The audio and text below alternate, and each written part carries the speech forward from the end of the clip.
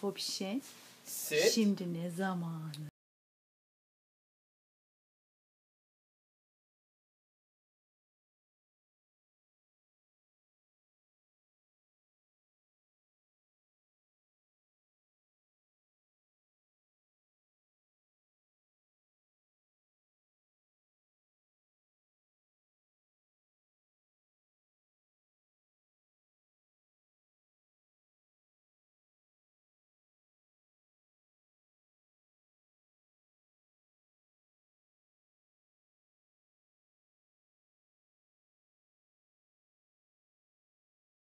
Az yangın gözüne zararlı ya. Oh baby. Babası healthy choice yapmış. Oh baby.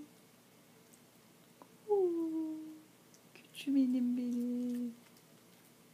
Şapır şapır yaparken buradan yalnız distract oldu. Alt dişleri gözüküyor. Alt o kadar tatlı ki. Popşen. Boş ver yavrum.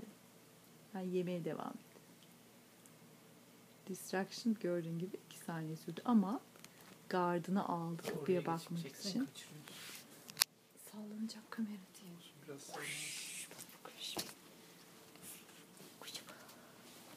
Domino pastası gibi oldu. Domino pastasını böyle yakından zoomlayıp çekiyordun ya.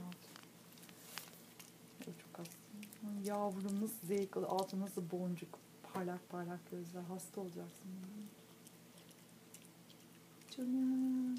Bir de ayaklar keyifli yine. Keyif oturuşu. Tombo. Sevimlilik yumağı. Essence of Purity. Şıpa şıpa şıpa. Son şeyi bitiremedim. Zorlanma var. Bu bayağı Yapıştı babası.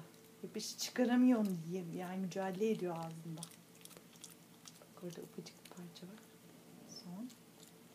Afiyet şekeri olsun. Çok güzel. Evet.